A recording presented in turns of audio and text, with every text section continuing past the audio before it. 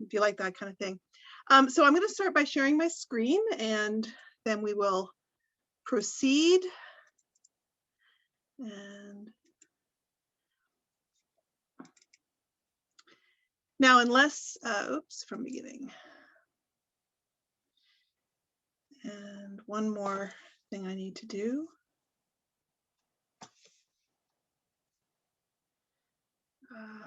Display settings. Okay, I'm all ready if you are. So if you can't hear me or if you can't see the slides, of course, Chris, maybe you could let me know. Otherwise, I'm going to proceed. So I'm going to be talking about the Niagara Escarpment. And just to give you a little bit of background, I don't do geology for a living, but I've always done it for a passion. I do have a degree in physical geography and geology from the University of Guelph. I have a master's degree as well in physical geography, and it's always been a passion of mine. And I was, for many years, a volunteer with the Bruce Trail Conservancy, or what became the Bruce Trail Conservancy. And then I was CEO for a number of years as well, for almost 15 years. And it was a joyous time. And over the years, I got to hone my love of the Niagara Escarpment. But I love it for more than just the rocks. I mean, obviously, it's there and it creates a backdrop for a whole bunch of things. So rare plants that are protected because they're on the escarpment and they're inaccessible. The wildlife that makes the escarpment home, the birds. I mean, it's a real treasure. So it's been my joy to explore it. And over the years, what I ended up starting to do, actually starting in about 2005, so it's a long time ago, I started leading geology hikes. And I would say that the amount that I knew then compared to the amount that I know now about geology of the escarpment is vastly different. So it was a learning process for me over the years, but I really appreciated those hikes. The people who joined me were curious and they challenged me, and we figured things out together. And I wouldn't be surprised if a few people on this this evening were involved in those hikes as well. I haven't been doing them for a few years now, a couple of years, but I have a few other geology projects in my back pocket that I'm looking forward to sharing in the next 6 months. So let's get started. We're going to talk about the escarpment, 450 million years in the making, really beautiful feature. We'll go through the basics of the rock. We'll talk about the different rock layers. We'll talk about what's modified the escarpment since then, since the rocks were laid down. And then we will look at a little bit of it in the field, and then we'll do some show and tell. So we'll get started. So here's our escarpment. This is a pretty crusty slide. Here's our Niagara Escarpment. And in Ontario, it goes from the Niagara frontier along to Hamilton, and then basically takes a northwestward turn and goes all the way up through Peel and Grey County and Bruce County, all the way up to the tip of Tobermory, and that's the southern Ontario portion. But in fact, it actually extends onto Manitou Island and right around, and we'll look at some slides on that in a minute. To understand how the escarpment started, you have to go back about 450 million years. And 450 million years ago, the Earth looked very different than it does now. We had continents that weren't really what they would be recognizable as today, moving around the globe through tectonic action. And we had basically what would become North America, and you can kind of see in this area with the red circle, that's sort of where we are. We would have this North American continent, sort of, being bombarded by what would eventually become North Africa. And you can see it down here at the South Pole. This is actually sort of the bulge of Africa, but it's pushing up, and it's pushing to the, well, in this globe, it looks like to the northwest, and pushing all these pieces into North America. And it was forcing up a huge mountain range. Now, we know that mountain range today as the Appalachian Mountains, but back then, it was much, much higher than the Appalachians are now. It was a really mighty range. So you have to think of the Himalayas, but in fact, you can even think higher than the Himalayas. And that only existed along what we think of now as the eastern seaboard of North America. The rest of North America was covered by water, a shallow continental sea. So not a deep ocean like the Pacific, but more like the Mediterranean Sea or the Black Sea or what have you, a shallow continental sea. That's really important, because it's in those shallow continental seas that we had all of that sea life that was around back then. We had a lot of things going on in the sea. This was the Ordovician period, the late Ordovician. lots and lots and lots of critters in the oceans, trilobites and cephalopods and crinoids and brachiopods and all kinds of things. I'm going to show you some of them in a little while, cruising around in the ocean. But there wasn't any significant life on land. There were some, you know, blue-green algae and that kind of thing, cyanobacteria, but really no life on land. So it was quite a different planet at the time. So as I was saying, the Appalachian Mountains are the remnants of this range that was being created. Now, what's kind of important as well is that I've sort of been talking about the continents and their positions now, you know, with sort of West Africa slamming into North America. But in fact, that North American continent, or that continent that would become North America, was actually sitting 90 degrees on its side and straddling the equator. So where we are right now was actually at about 10 degrees south latitude. I'm still going to talk about it as though it was in the same position as it is now, you know, sort of roughly a north-south trending continent with that, you know, mountain range along the eastern seaboard, but it was actually on its side. The fact that it was on the equator is also important for that sea life, because we had a shallow continental sea and we had lots of sunlight and we had a lot of critters making things like coral reefs and that sort of thing. So I was mentioning earlier about this, this mountain range. It really truly was magnificent. This is a graphic that I saw in Lake Louise in the really lovely little geology display that they have there in the visitor center. And you can see the current day Appalachians, and then you can see the Canadian Rockies, and then the present day Himalayas. Well, look at the size of this mountain range. Really, really, really high. Would have been just magnificent. But it's a good analogy. The Himalayas, even though they dwarf in comparison, they're a good analogy for what it was, what this mountain range was like. So we had this mountain range building up, and again, everything around it to the northwest basically was shallow continental sea. And the bed of the sea was not flat. It was full of pockets. Nowadays, the beds of the oceans are not flat. There are all kinds of abyssals and rises and that kind of thing, and banks. So to the northwest of this mountain range that was building was one of these basins, underwater basins, called the Michigan Basin. There was also one that was closer to the Appalachians, called either the Appalachian Basin or the Allegheny Basin, depending on which literature you read. They were filling up with sediments coming off this mountain range.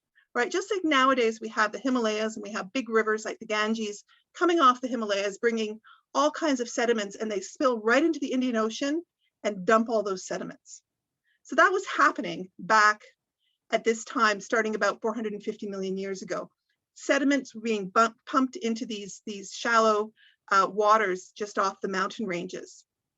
Sometimes it was just mud and clay, and we get a layer of clay laying down in the basin, and we have that. It's called the Queenston Shale. Then we'd have perhaps a change in the tectonic engine, and we'd have a whole bunch of sand come in, and that would create a layer of sandstone. And then we'd have a time of calm and quiet, where we had neither clay nor sand coming in, a nice clear, tropical, shallow environment, warm water, and this is where we have the coral reefs developing. And they in turn became rock that became limestone and dolostone. So you can see there's successive materials being pumped into these basins and layering up over time. And this is a real essence of the Niagara Escarpment, the fact that we have these layers that are of different materials, some hard, some softer, building up over time and all eroding at different rates. That's what makes our Niagara Escarpment. So we'll look at that a little bit more in a minute.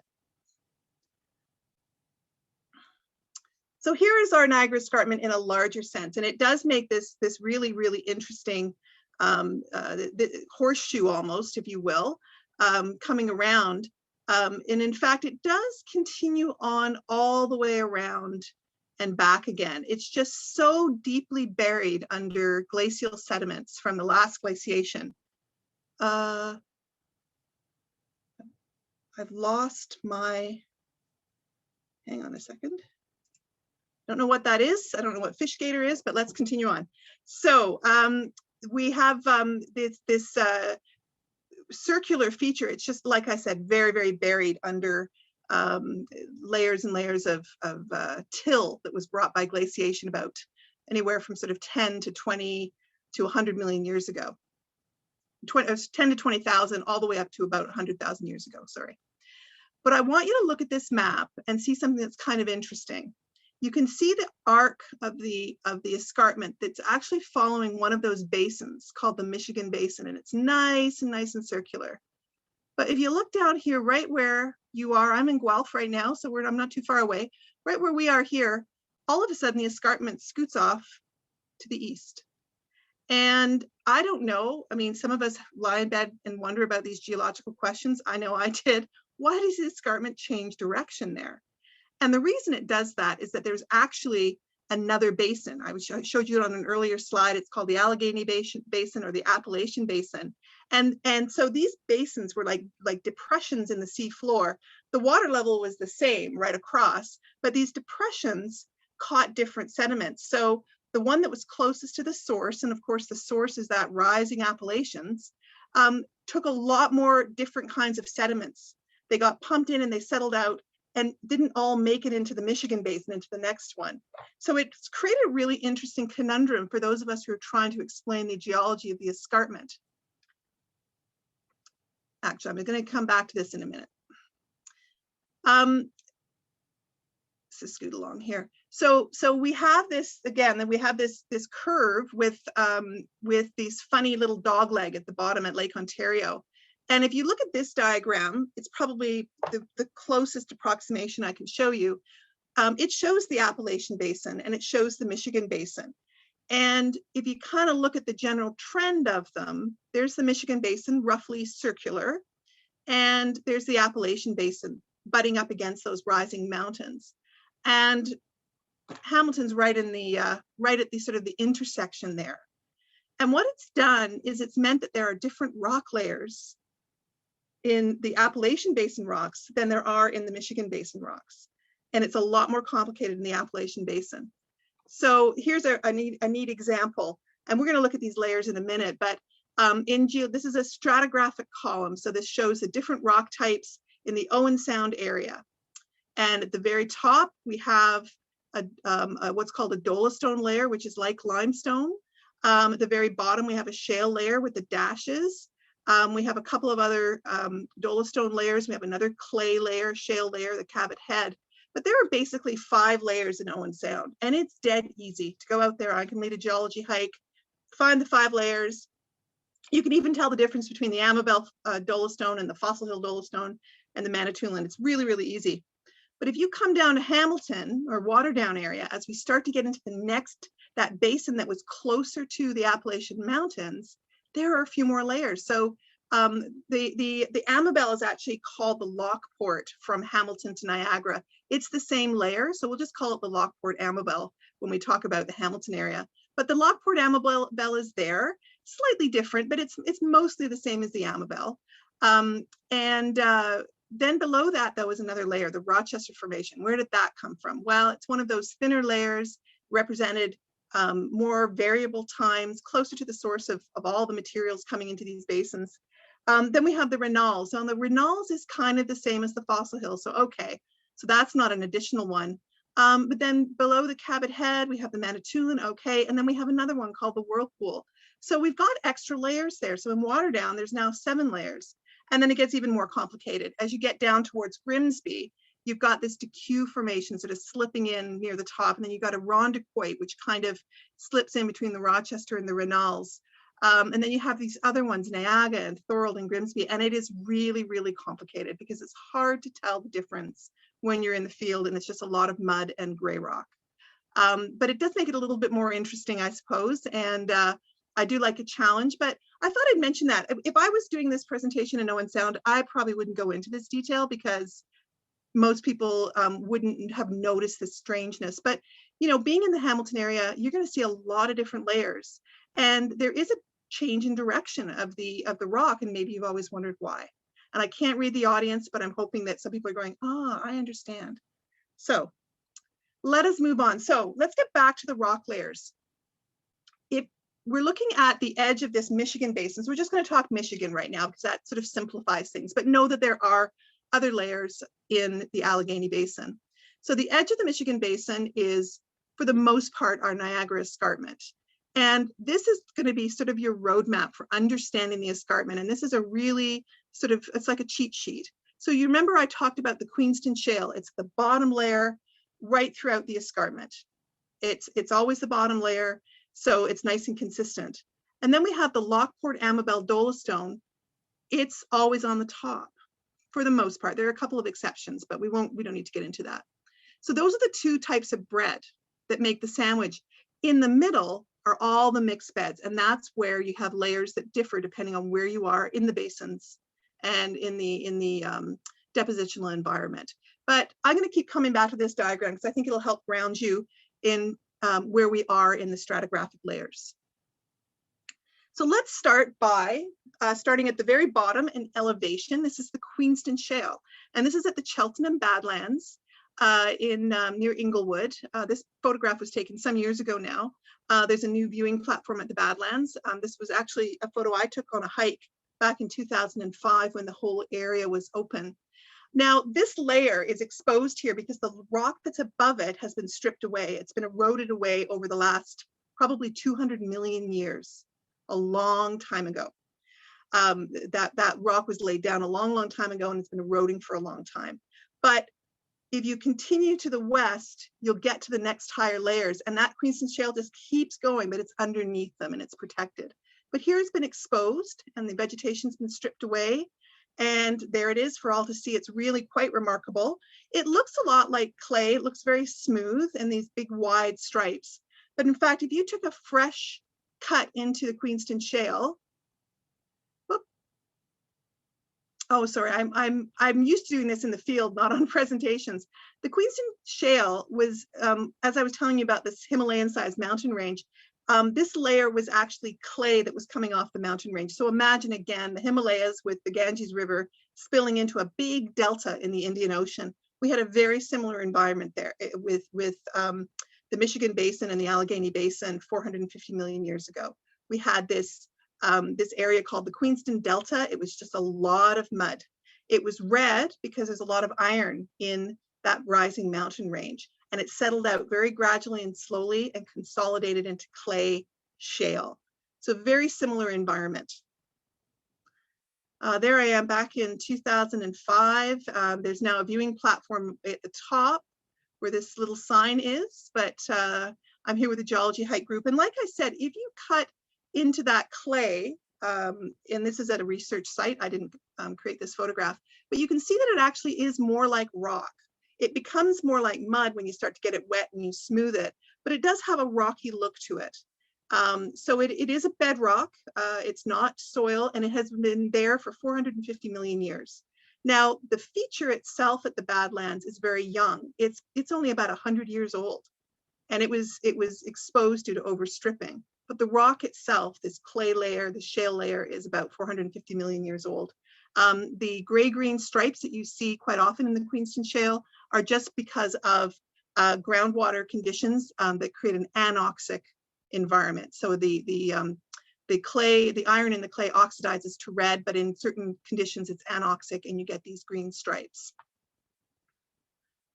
So let's move up again. So we finished the Queenston Shale bottom layer. We're going to go into the mixed beds now. So in the area, if you were from sort of the Caledon Hills area of the Bruce Trail, for example, Hockley Valley area, from there down to the Niagara frontier, the next layer up is the layer called the Whirlpool Sandstone. And at this point, something in that tectonic engine changed. We had a period of time where the Queenston Shale stopped, the mud stopped, and then when it started up again, it was sand, and sand was pumped into the basin. Now, the clay from the Queenston Shale is really light and sort of filled the bottom of the basins. It's quite extensive, but sand is heavier. So the Whirlpool Sandstone, as it was being deposited into these pools, if you will, or this basin, actually is in a wedge shape. It's quite thick to the southeast, and you see it beautifully at the Whirlpool Glen on the Niagara River.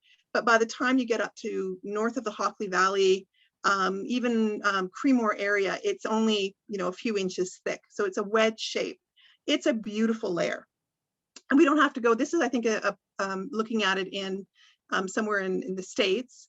but we can go quite close to home and see it at Grindstone Creek. And this is a really wonderful outcrop along the Bruce Trail at Grindstone Creek. The rock you can see with all the sort of the lines and the layers is the Whirlpool Sandstone.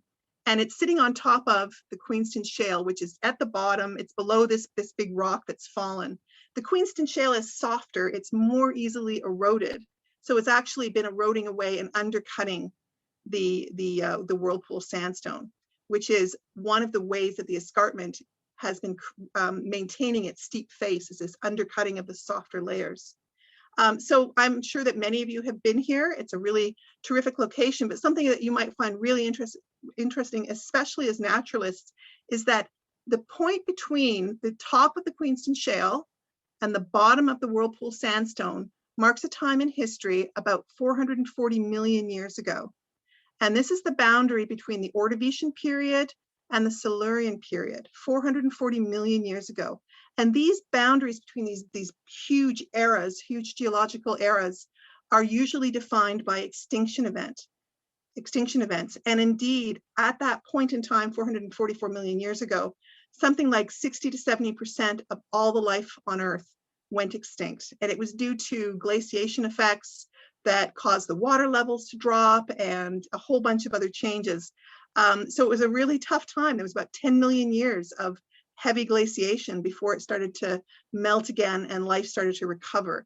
But that's how we usually define these eras, like Cambrian, Ordovician, Silurian, Devonian. All these great geological eras are usually bounded by extinction events. And if you go to Grindstone Creek and you sit under this wonderful rock, you are sitting on that extinction event. So that is pretty cool, I think. So I just said that. There's wonderful cross bedding in the rock there. So it shows that this has been laid down in a water environment with waves moving along, creating wonderful cross bedding. This is a picture, I'm fond of this. I took this picture with my staff at the Bruce Trail in like July 2004, my first week working there as its senior staff member. We all went on a hike, which was extraordinary for them. Anyway, I thought this is what you should be doing. And we found this wonderful layer of Whirlpool Sandstone in the field, in situ, and you can see how beautifully the big, almost like dunes in the river. You can see the different directions that the rock is going. There's one more that's a little closer here. So Whirlpool Sandstone, really, really terrific layer. This is actually not Whirlpool Sandstone, but I slipped it in here. I think this is Thorold Sandstone, one of those weird little layers that pops up. This is just showing these ripple marks. This is at the Rock Chapel, the old Armstrong Trail, which I don't know if is still in existence, but a beautiful piece of rippled sandstone. And it's really astonishing to me to look at these ripples, and we can imagine these on a beach in the summer, of course, not right now, but these are about 440 million years old, which is amazing. Is everything all right, Chris? It is now, yep. Okay, thank you. Just checking. Here's where the Whirlpool Sandstone gets famous. This is Forks of the Credit, and this is one of the quarries at Forks of the Credit near Bellefontaine. This is the York Quarry. And here is one of the main areas where they quarried Whirlpool Sandstone. It was a prized stone. It was used to build Queen's Park and the University of Toronto. Old City Hall in Toronto is Whirlpool Sandstone. They even shipped this rock to build Jasper Park Lodge. So when you ship rock from Ontario to the Rockies, you know it's really nice rock. And these are all piled up, waiting to be winched down to the train tracks, which are 50 yards down the trail. You can even find the old cables in the woods. But the contract got canceled in the 30s, and bang, that was it. And it all stopped. And the forest has grown back in this area, but you can find these wonderful piles of sandstone all throughout the woods. This is a kiln that's very nearby that location. This is the stack of a lime kiln. So they used to take the rock that was calcium rich and burn it and create lime. Well, this kiln, the chimney stack, they used sandstone for the chimney stack because it was more resistant to the heat. And I just love it because it's Whirlpool Sandstone, probably quarried right there and used to make this beautiful stack at Forks of the Credit. And you can see that again, the nice cross bedding in the Whirlpool Sandstone. That's back at Grindstone Creek. That's one of my children. Just to reinforce it, when you go back there, you can sit and think about this incredible extinction event. You know, we think of extinction as a bad thing, and it is in our lifetime, but we're talking 444 million years ago. So I'm hoping it's long enough ago that we can think it's kind of cool. Again, just reinforcing this idea about the escarpment. It is a series of layers that are hard and soft and hard and soft. And because of that, we have undercutting of the hard layers. The shale will more easily erode and cause the harder layers on top to fall off. Now, it happens very much more quickly at waterfalls, right? Because there's a churning action there from the water, but it's actually happening all along the escarpment edge. And it has been for the last about 200 million years since that shallow sea dried up. It's just happening really, really slowly. So we can't really see it, but it is actually wearing away around the edges due to this process. If all the layers were the same, or they're the same strength and hardness, the whole thing would just wear away evenly. But because of this undercutting, we get this nice steep face being maintained. Okay, back at Grindstone Creek, we have our Whirlpool Sandstone, which you can see circled there. Above that is the Manitou and Dolestone. And I don't know if you can see the difference. I can see the difference, but it's like when I go out, I really, really want to identify one bird over the other. I love birds, but I'm not great at it. My eye is not great. Well, my eye's better with geology. So I can see that the Manitou and Dolestone, which is limestone that's been converted, and I'll tell you about that in a minute, it's laid down nice and flat. And whereas the Whirlpool Sandstone, this churning delta environment, lots of cross bedding and things like that, is a little bit lumpier. So that's not a geological term, but it does do the trick. So we'll look at, we're still in the middle layers, by the way. We're still in the sandwich filling. Really quickly about limestone and dolostone. You may have heard of the rock of the escarpment described as limestone. I'm here to tell you that it's not limestone, and it's okay if people want to call it that. It's, you know, we're not trying to be too particular about it, but in fact, the rock is called dolostone. Limestone is calcium carbonate. Dolostone is calcium magnesium carbonate. The magnesium gets into the limestone as it's being formed, and it converts it to this dolostone, which is actually a slightly harder rock. It's a little bit harder. In the UK, they call it magnesium limestone. In the States, they call the rock dolomite, which is really confusing because we call the crystal dolomite. So in Canada, it's dolostone. There is one layer of the escarpment that's a little less magnesium rich, which is maybe a limestone, but for the most part, there is no limestone on the Niagara Escarpment.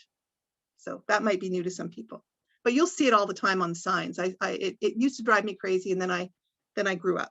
So one of the things, I'll just look back here, the calcium carbonate, calcite, and the other crystal is dolomite, right? And together they combine to form dolostone.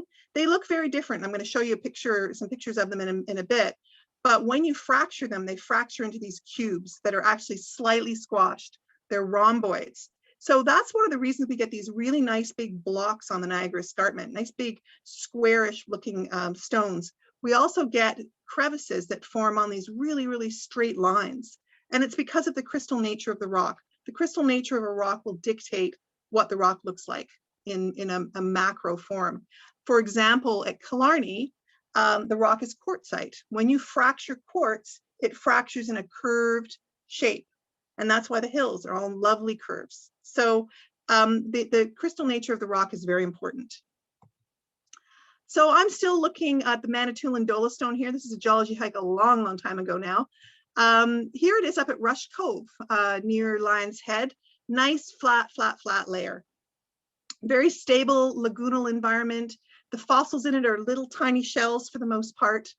And here it is again at Rush Cove. I love this cliff of Manitou and Dolostone. It's about 15 to 20 feet thick, and it's really, really magnificent. This is a little waterfall in the Beaver Valley area. It's a property that was donated to the Bruce Trail Conservancy, I think, in 2013. And it shows actually the boundary between Queenston Shale and Manitou and Dolostone. Now, if you've been paying attention, you might say, well, where's the Whirlpool Sandstone? Because down at Grindstone Creek, it was Queenston Shale, Whirlpool Sandstone, and then Manitou and Dolestone. Well, as I said, that Whirlpool Sandstone peters out, and by the time you get to the Beaver Valley, there's no more Whirlpool Sandstone. We go right from Queenston Shale to Manitou and Dolestone. And this waterfall is delightful, and there's a lot of undercutting. The Queenston Shale is eroding and undercutting that Manitou and Dolestone and creating this beautiful little river valley. It's a charmer. I love this rock. I'm going to show it to you in a bit, but I call it my fossil sad face. This is actually, this is a piece of Manitou and Dolestone that I got from just under the water at Hope Bay. And it looks like it's been carved somehow, but it's a perfect circle, but it's actually natural. And it's about 440 million years old. So it's just astonishing. I'll show you a little bit later what the fossils are in it.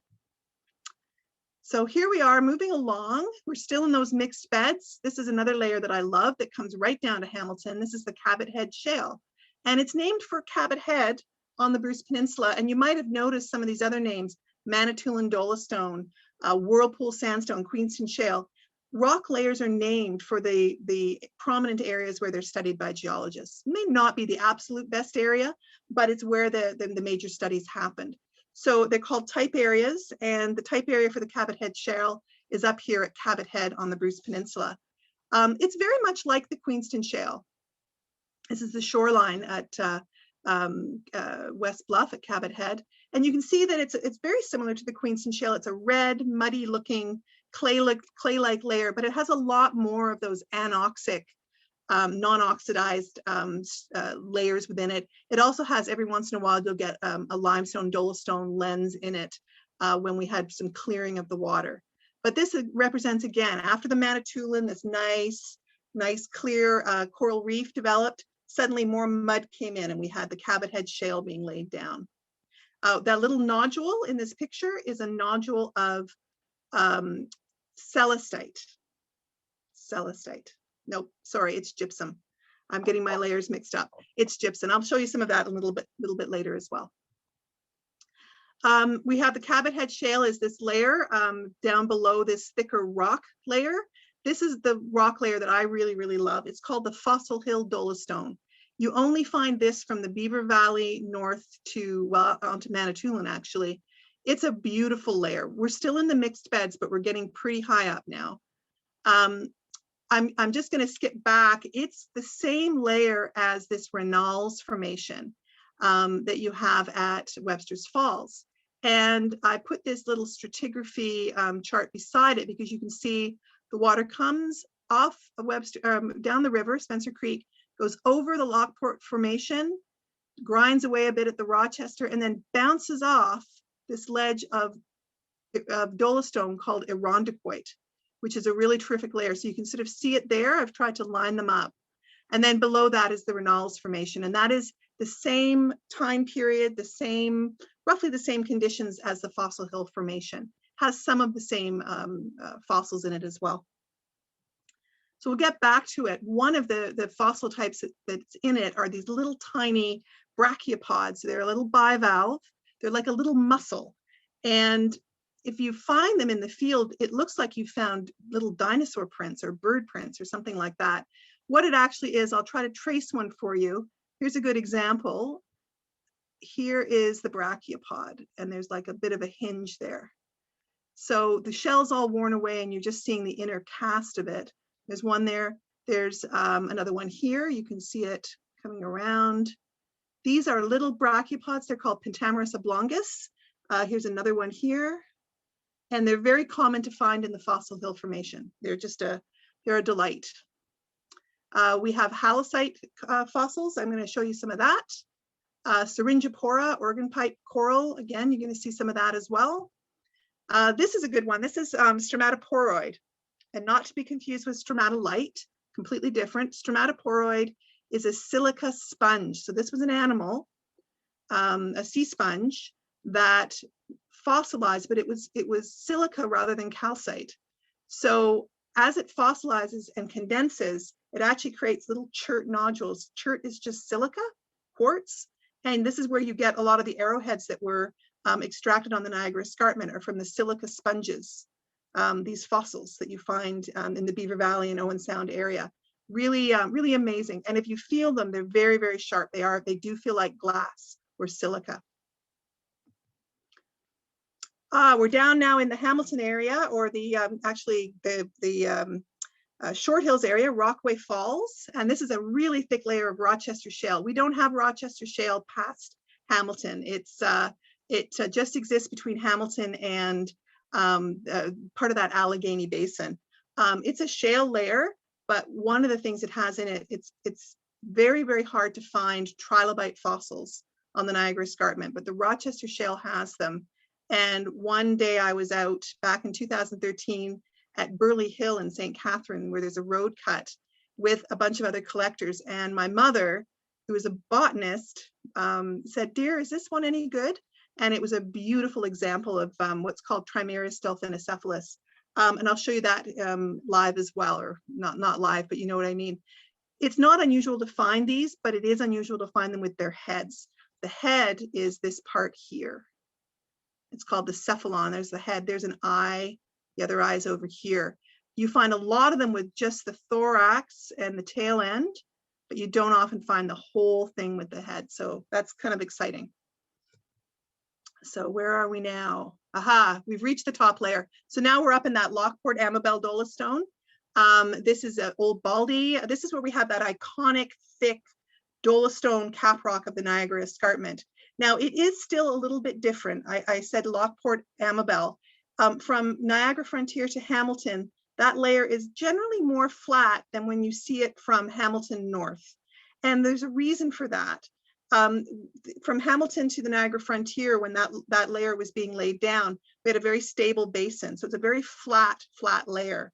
But the Michigan Basin at the same time was actually sinking. It was tectonically being drawn down. So all these coral reefs, this Amabel Dolostone coral reefs, they were actually building up to try to reach up to the sun. So what we ended up getting was this sort of these pinnacle reefs, these rises of reef, and then we'd have a back reef area and then another rise of reef. So it does look a little bit different, and it's thicker because the corals were trying to reach the sunlight. So if you think of Rattlesnake Point and here at Old Baldy in the Beaver Valley, you'll see that example of these pinnacle reefs. We're up on the Bruce Peninsula, Lion's Head, beautiful exposure of Amabel Dolostone, and also Fossil Hill as well below that. You just can't see it very well in the photograph. Mount Nemo, another terrific example of these wonderful pinnacle reefs in the Amabel Dolostone. Up at High Dump area of the Bruce Peninsula National Park. So the Fossil Hill Dolostone is full of fossils, all different kinds of fossils.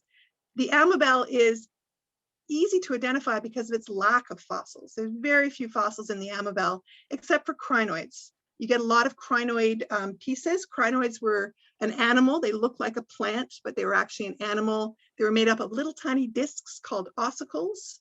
And it's often the ossicles that are fossilized. And this is a drill core from the Acton area, and you can see the stems of the crinoid and the little ossicles. They're like little Cheerios or washers throughout. That is really the more common fossil that you see in the Amabel, whereas the Fossil Hill has a totally different suite, and the Manitou Dolostone has yet another suite of fossils. So quite distinctive. Some of the minerals we found that we can find in Niagara Escarpment rock, calcite and dolomite for sure, celestite, which is what this orange crystal is. This is at Forks of the Credit along the path. I stumbled across it and I was astonished. Fluorite, sphalerite, galena, gypsum, selenite, pyrite, whole bunch of minerals. I'm just going to quickly tell you about some of the modifying effects, and then I can do a bit of a show and tell. So the rock was laid down a long time ago. It was laid down between 450 and about 425 million years ago. After that rock was laid down, then you have the modifying effects. Now, we really only know about the modifying effects of the last glaciation because the glaciers wipe away everything that happens before that. But we do know that the escarpment has been eroding from around the edges over the last couple of 100 million years. And we know that the glaciers have had a modifying effect on the Niagara Escarpment. Now, I know that there are a lot of people are under the impression that the escarpment was carved by glaciers. That's absolutely not true. It was modified to some degree, but that steep face is a product of that erosion. It's that undercutting of the softer layers and the falling off of the harder ones that create that steep face. It's not that it's been carved by glaciers or anything like that. But they did have an impact, mostly the melting of the glaciers and the materials carried by glaciers. So this is a little bit subtle, but this is the Osler Bluff in the Pretty River Valley. And here we have the nice cap rock of the escarpment, the Amabel Dolostone. And then we have some of the clay layers, probably Cabot Head Shale, making a nice gentle slope down. And then all of a sudden we have a little rise again. Well, I always look at things like that and go, well, why did that happen? Because rocks usually wear away. They don't build up again. This might be a bit tricky to see, but about 12,000 years ago, the glacier was up against Osler Bluff. The toe of the glacier was up against Osler Bluff. And glaciers are full of sand and gravel. And so this glacier was pumping all this sand and gravel off its front and piling it up against Osler Bluff. And in fact, north to Blue Mountain and all the way south, actually into the Orangeville area. These are called moraines. You might have heard of moraines, like the Oak Ridges moraine and what have you. All that is the glacier stops and all the material that's in it starts to pile up in front of it. So what it's left is this incredible Pretty River Valley moraine that stretches along the front of the escarpment. This is from one of my geology hikes from some years ago. So I just thought, I found that really interesting to look at the landscape. I like to kind of read it and find out why does it look like it looks. And this is entirely because of the ice front being up against the escarpment. And so here it is again. And so you can see this is all escarpment bedrock all the way down to here. And there's the moraine, and it stretches right across the valley like this. So a Kettle Lake, this just means that when the ice retreats, a little lump got stuck in all the sand and gravel, and when it melted, it created a nice little round depression. Erratics, these are the boulders that glaciers pick up as they advance across the landscape. All kinds of exotic boulders from the Canadian Shield and parts to the northwest. And then it dumped them all. This is a spot called Rocky Bay on the Bruce Peninsula. McKay's Harbor at Lions Head is the same way. Lots and lots of these exotic boulders from the Canadian Shield. Just like if you're a geologist, this is like a candy store of beautiful, beautiful rocks. There's another huge erratic at Hope Bay. I'm fond of this. This is from some years ago now as well. I'm enjoying this house, well, maybe not house size, bus size boulder at Hope Bay. Here we are not too long ago, but 3 years ago at a place called Vanishing Stream, which is a property that was purchased while I was still CEO. Vanishing Stream's great. It's got these sinkholes. So the water, the rock is alkali in its chemistry. It's basic in its chemistry, whereas river water and rainwater is slightly acidic. So it will carve holes and passages in the rock. And there's some wonderful sinkholes in the Colpoys Bay area of the Bruce Peninsula. And we're kind of having a look here. But what we're also looking at is a whole bunch of rocks that were deposited at this location. They've been deposited here by glacial meltwater. So it was glacial meltwater that carved bays like Colpoys Bay, not necessarily the ice itself, but this surging meltwater full of these cutting tools, this big rocks and boulders and things like that surged through and carved up the rock. And you know something big happened here because this rock, this is a piece of Fossil Hill Dolostone. I can see all the little clams in it, all the little pentamerids in it. But this boulder is on top of the Amabel Dolostone. The natural spot for this layer should be below the Amabel Dolostone.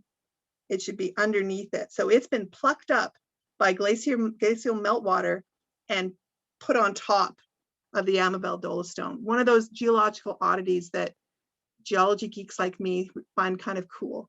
So so something big happening there, and so these cutting tools from Colpoys Bay that carved out Colpoys Bay are all sitting littering this field. And again, they're a real delight to look at. Some more moraine being laid down in the Dufferin-Caledon area. Beautiful valleys that are carved by meltwater like Colpoys Bay, and this map sort of shows you they're all roughly coming from the direction that the glaciers came and then retreated to, which is the northeast. So not a coincidence that they're all roughly that same direction. That's due to the direction of the glaciers for the most part. Some potholes, which is where we have swirling rocks and glacial meltwater carving into the rocks and making these wonderful holes. Not to be confused with sinkholes. Sinkholes are a chemical weathering feature where water is actually dissolving the rock and then sinking in. Sometimes you can have a combination of sinkholes and potholes, but they are different. One is mechanical, that's the pothole and the swirling rocks, and one is chemical, and that's the sinkholes.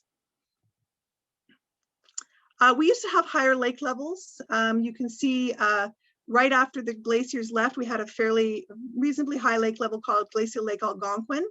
And as the glaciers melted back, the land in front rose up, rebounded, and cut off the water going into the Great Lakes Basin. So we had a drastic drop in water level in the Great Lakes Basin about 10,000 years ago, drastic drop.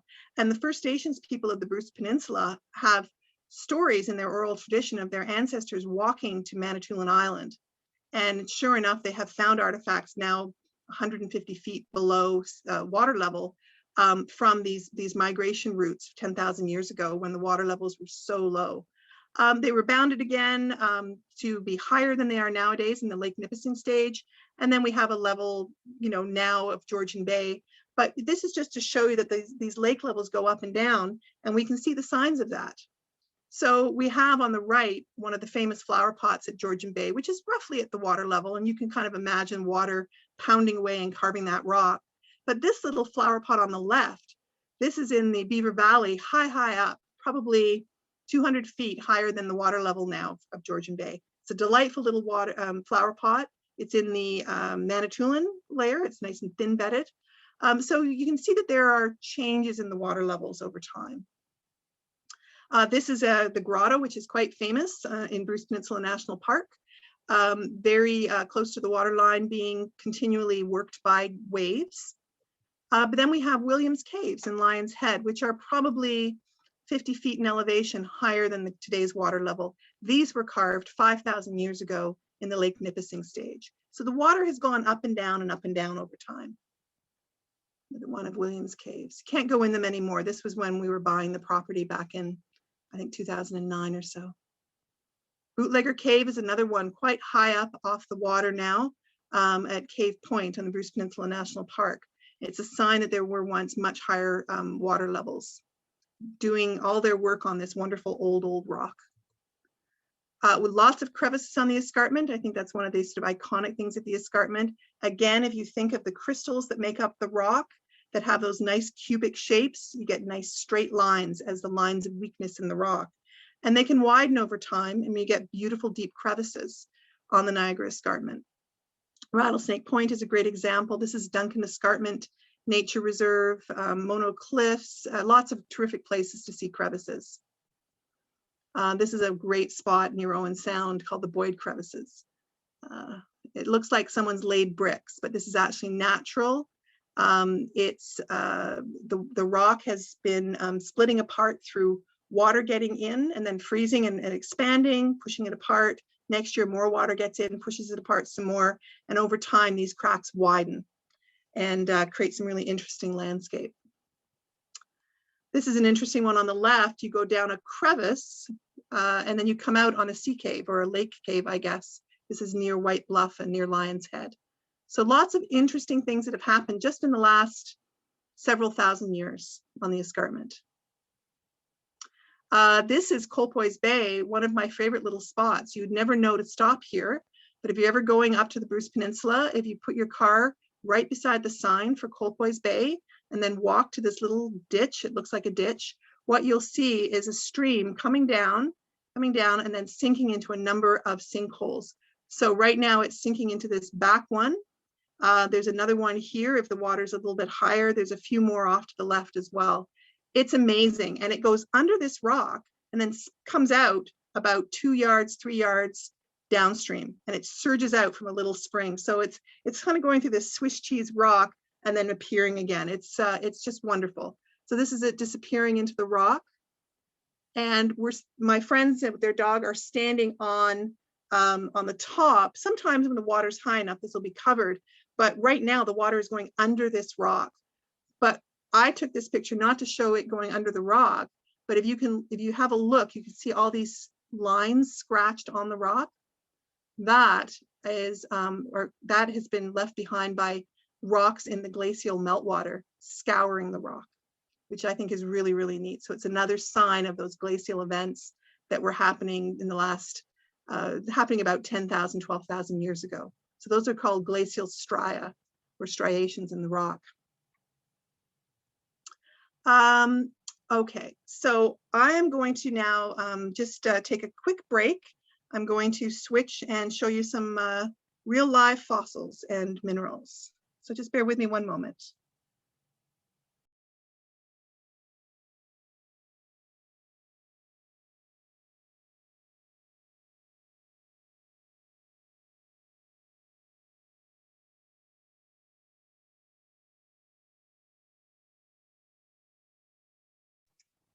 Okay, everyone still there?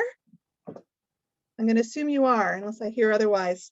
So let's start with the ones that are so common on the Niagara Escarpment. I have some nice example here of calcite.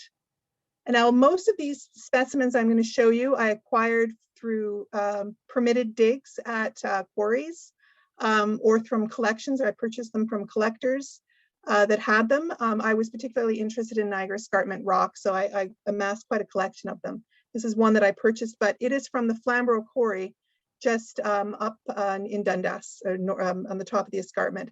And what's nice about the calcite is that they make what we call teeth. Another name for it is dogtooth spar. And you can see they kind of have little points right about here, little pointy teeth. Now that's what they look like when they form naturally, but when they fracture, again, you get a nice cubic shape to the fracture. So that's calcite. The other mineral that's important on the escarpment is dolomite. So we call the mineral dolomite. This is dolomite. The Americans call both the rock and the mineral dolomite, so that's a bit confusing. You can see it's slightly pink in its color, a little hard to see, but slightly pink. Very different shape for the crystals. They are not like little teeth, they're more like little blades. But again, the same thing, when they fracture into nice little cubes. So these two work together to make a lot of the rock of the Niagara Escarpment. And in some places, we have nice crystals forming. This is another piece that has a lot of calcite in it. So sorry, I just got to get it in focus here.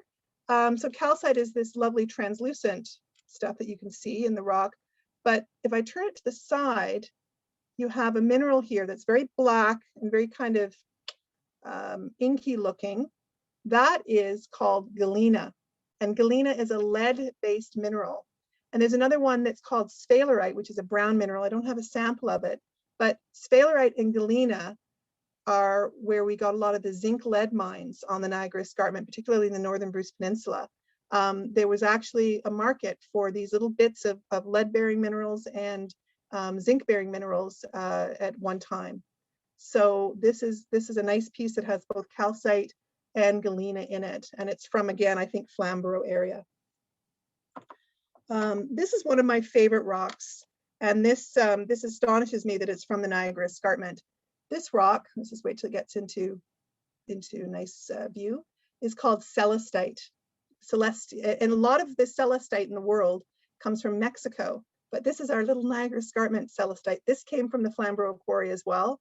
It's a bluish color here.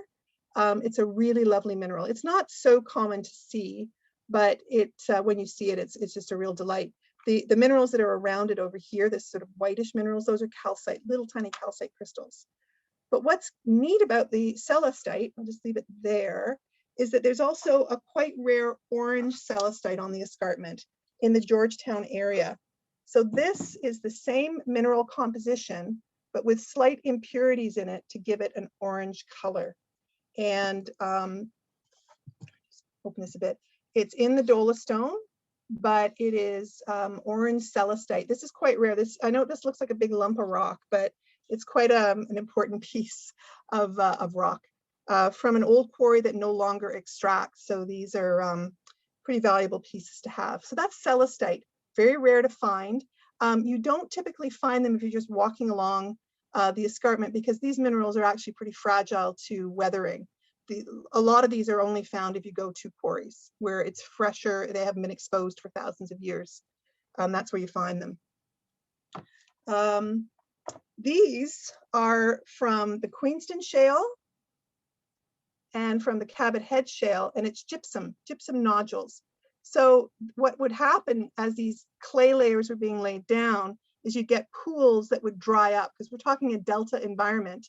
As the pools dried up, all of the minerals, the salts, would solidify into these little gypsum nodules. So this is one from the Cabot Head Shale. It's a little bit cleaner. And this one is from the Queenston Shale. Okay, so I'm going to transition here. I've got this really neat piece of calcite, which is kind of just a lumpy piece of calcite. But what I love about it is it has a fossil embedded in it. And this is a piece of horn coral in the calcite crystal. So the fossil was there and the calcite crystal grew around it. It looks very fragile, but the whole thing's actually quite solid. But this is a little horn coral. They look like a little horn of plenty. I can't show you the end of it because it's buried in the crystal, but I've never found a crystal that has a fossil in it. So when somebody offered this to me, I snapped it up. So it's quite good. So I'm going to show you some of the fossils of the escarpment. I'll start with the amabel, which is the top layer. I'm going to go in reverse order now. And this is one of those drill cores. So this is the drill core I actually had a picture of earlier, where you can see the crinoid stems in the rock. These drill cores were sitting in a field near Acton on the Acton quarry site.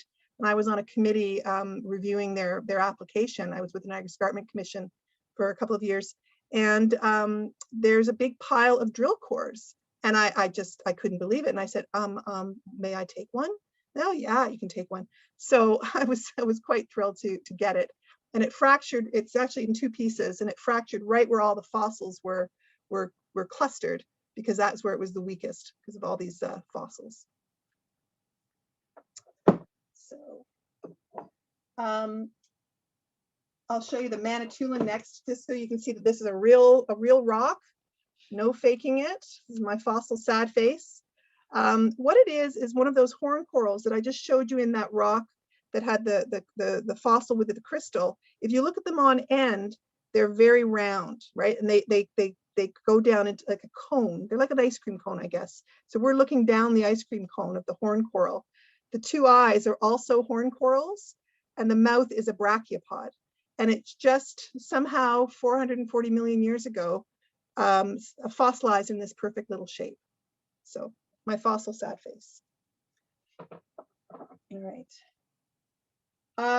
This is one of the fossils in the Fossil Hill Formation. This is called halocyte or chain coral, and you can see why it's called chain coral, because if you look at it on end, it looks a little bit like a chain, right? Little links in a chain, but you can see the coralites are more like this. Sorry, a little bit closer. And you can't see, but each of the little links in the chain are actually filled with a little calcite crystal. It's just delightful. So I found this some years ago, and the owner of the land said, oh, you can keep it, because he knew I did educational hikes.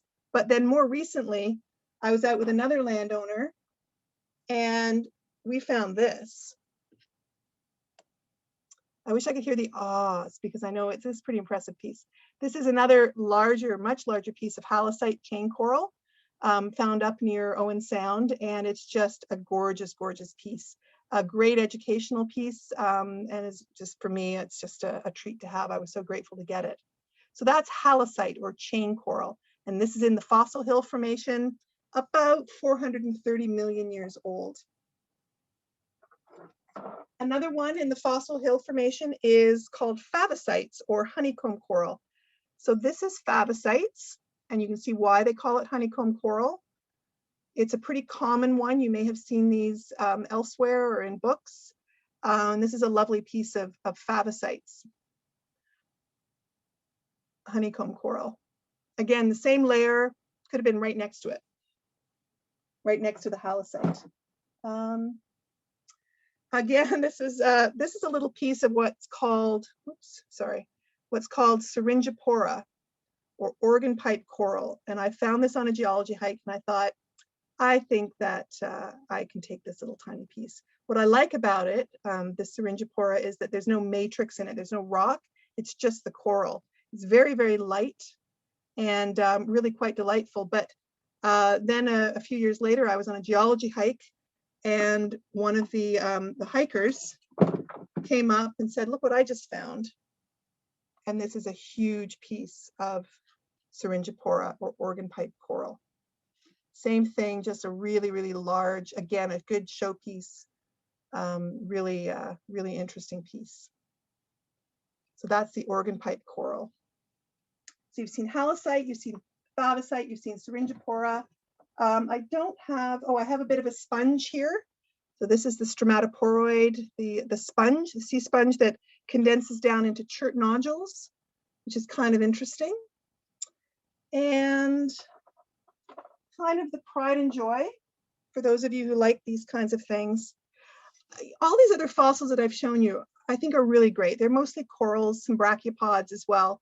They're really, really cool. But when a fossil that's 420, 30, 40 million years old has eyes, I find that really, really interesting. So this is the trilobite. See if I can get it in focus closer. A little hard to do, but this is the trilobite from the Rochester Shale that we found at the Burley Road rock cut back in 2013. So I get that a little bit better. Yeah. So that is kind of a pride and joy. I've never found another trilobite in that layer or in any other layer of the Niagara Escarpments. They're not very common to find. Mostly it's corals and things like that. So I guess I'll stop there. I've talked a lot, and there may be some questions, and I'm happy to take any and all. I'm just going to switch back to my webcam, and there we are. Okay. That was great. Thanks so much. Do you want to read the questions in the Q&A, or do you like me to read them out and you answer them? What would you prefer? No, I can have a look. I've just got to get myself organized here. Okay. How does the Cambrian Shield relate to this? Was it formed over the same number of years? Okay, so we have a couple of, we're mixing a couple of terms here. So the Pre-Cambrian Shield is the Canadian shield that we talk about. So when we go to cottage country, you know, Muskokas, and really a lot of Ontario is Pre-Cambrian in its age. So it's older than 500 million years ago, Pre-Cambrian. It's a lot of granite and volcanic material and things like that. It's very, very old. In fact, the rock of our Canadian Shield is about 1 billion years old. So these layers that we're talking about today, the Ordovician and Silurian layers, and there's other ones in Ontario as well, Devonian and Cambrian, those were laying down on top of the Canadian Shield. So when I've mentioned that we had these basins, the basins are actually in the Canadian Shield. They're actually pockets in the Canadian Shield that filled up with all these sediments. So that rock is much, much older, but it formed the basement rock for all of these layers that I was talking about today. But it's Pre-Cambrian, not Cambrian. Cambrian is a period of time that came afterwards. And so I hope that helps. And you can let me know. Oh, is there a geology club in the area or opportunities to hike with a geologist? Well, I have to tell you, it sounds really nerdy, but it's wonderful. I joined in my area, the Kitchener-Waterloo Gem and Mineral Club. It's fantastic. Down in your area, there's the Brantford Mineral Club or Gem and Mineral Club. You'll have to Google it. But yeah, these are all over the place. And some people, like some of the members, are all about minerals, and some of them are all about fossils. Some of them like both, but they do field trips and they get into these quarries. Another one is the Niagara Peninsula Rock and Mineral Club. Now everything's virtual right now, but Niagara Peninsula is very active, and they have field trips coming up this spring and summer. So if you Google Niagara Peninsula Rock and Mineral Club, you will probably find them. Okay. Thanks for showing the sinkhole complex at Colpoys Bay, where the river appears above ground and goes under the rock. Are there sinkhole complexes in the Grimsby Niagara area?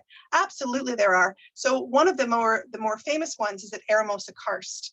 I did a little walk there with a group from Ontario Nature a couple of years ago. Really terrific karst system. Most of the Niagara Escarpment is karst, right? Because it's so much of this alkali rock that is easily dissolved.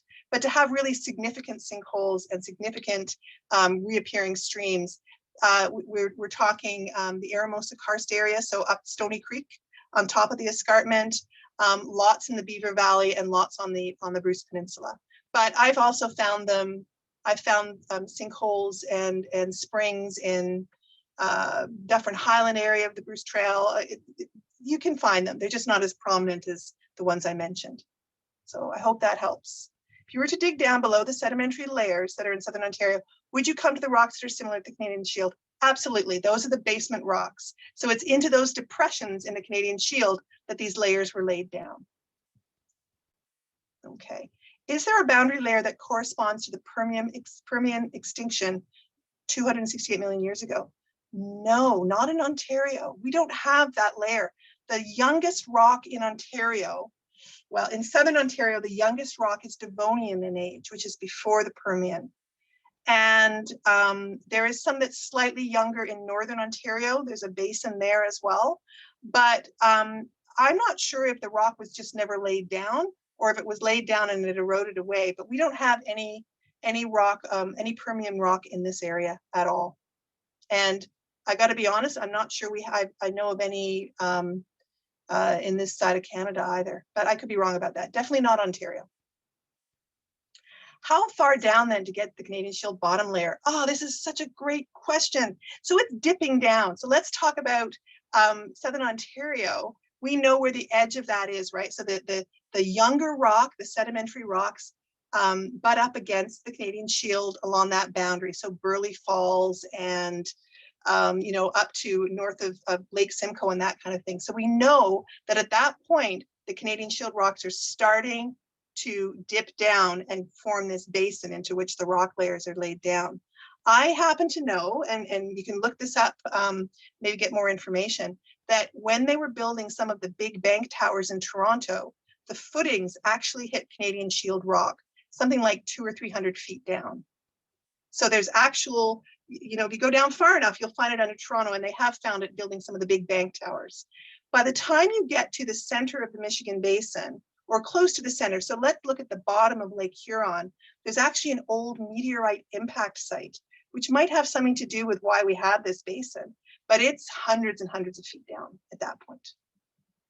So that's a terrific question, and thank you for answering it, or for asking it.